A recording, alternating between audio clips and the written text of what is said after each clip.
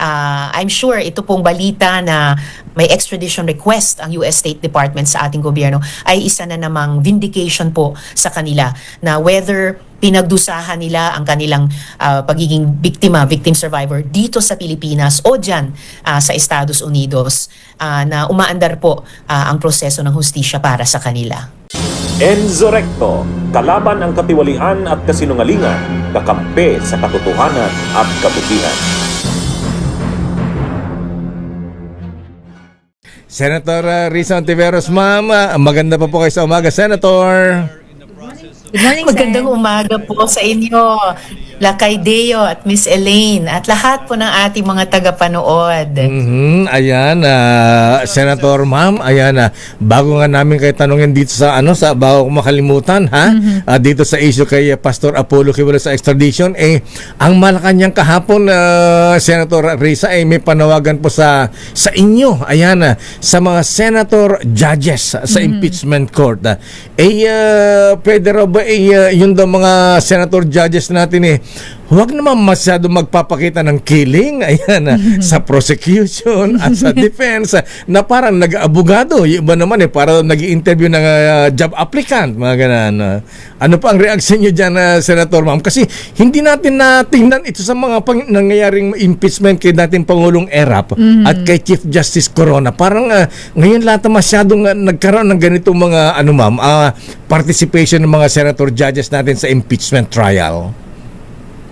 Well, actually po, hindi kailangang hilingin yon ng Malacanang sa amin dahil mismong konstitusyon natin ay nag-uutos at yung aming rules sa impeachment or yung sinumpaan namin tuwing may impeachment trial ay maging impartial, senator. Yes. So, yun din yung nilagay ko yung sarili ko sa ganyang disposisyon at nananalig ako, di ba? May good faith presumption ako na bawat isa sa aming mga senator judges ay ganon din. And higit sa lahat, yun po yung inaasahan sa amin ng ating mga kababayan. Actually, medyo naging issue din po kayo sa pagtatanong nyo noon, Senator, ha? Ayan, pero okay naman, maganda at least yung mga pagtatanong na gano'n nakita ang yung impartiality. Ayan, walang kinikilingan, walang sinusuportahan, walang pinoprotektahan. Serbisyong totoo lang. Parang DZRH pala ako. Anyway, Senator Risa, ma'am, ayan, dito tayo sa extradition kay Pastor Apollo Kibuloy.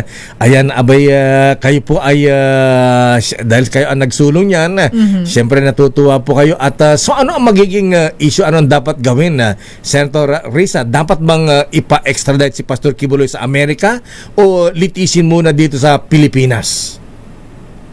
Tingin ko po, either sa dalawa ay dapat gawin dahil dito sa ating bansa at dun sa Estados Unidos, lumabas po sa investigasyon ng aming Senate Committee on Women na yun po yung aking isinagawa. Hindi naman po itong extradition request dahil US State Department yun. Pero sa aming pong investigasyon, lumabas po talaga marami-rami yung mga victim survivors nila na naglakas loob sabihin ang kanilang mapait na kwento, mapait na sinorvivan.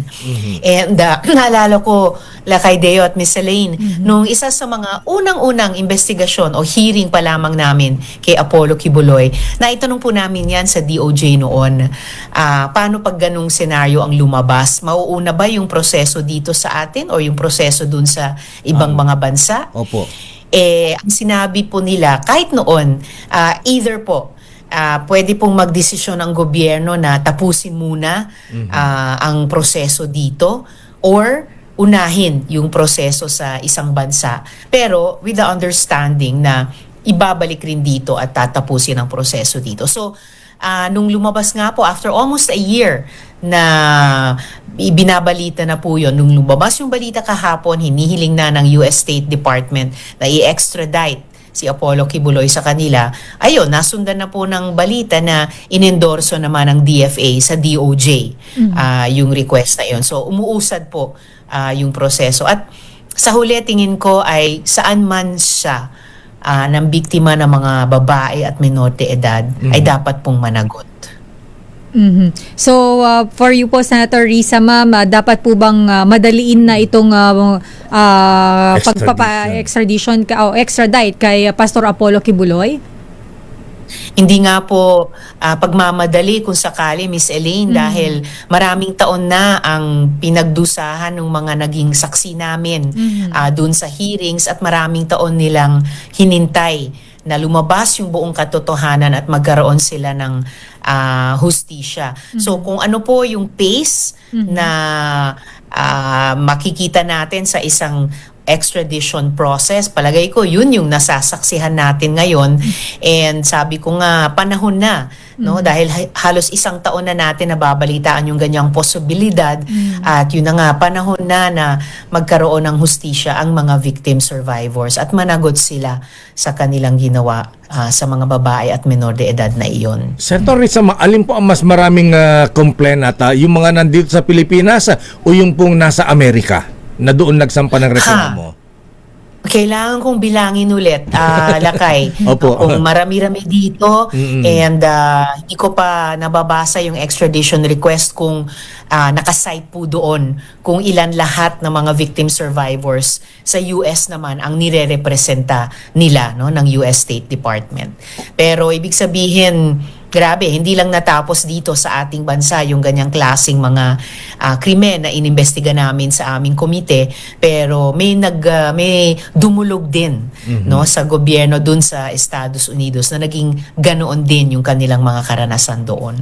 Alin po ma'am yung mas naunang nagreklamo, yung mga victims sa Amerika o yung mga victims dito sa Pilipinas?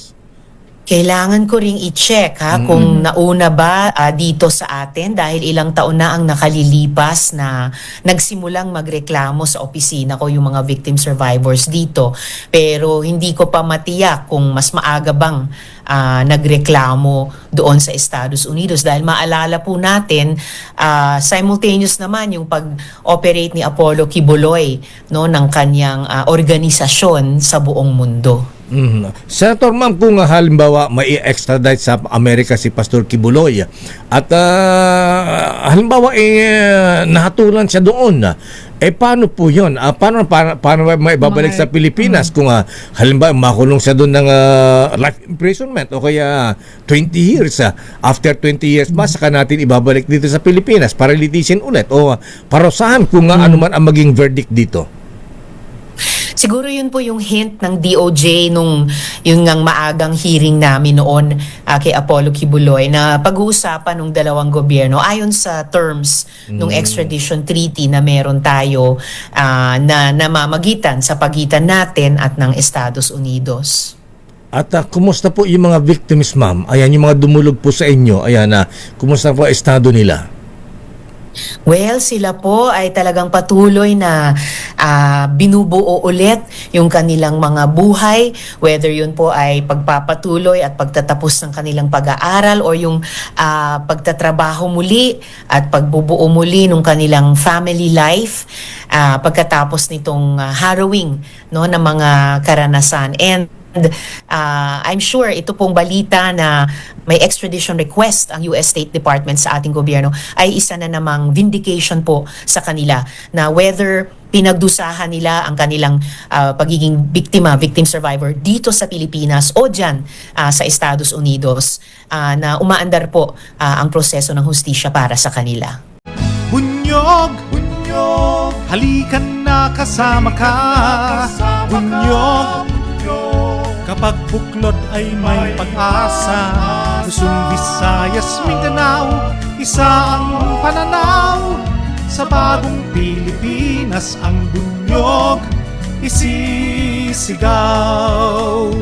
Bunyog, bunyog.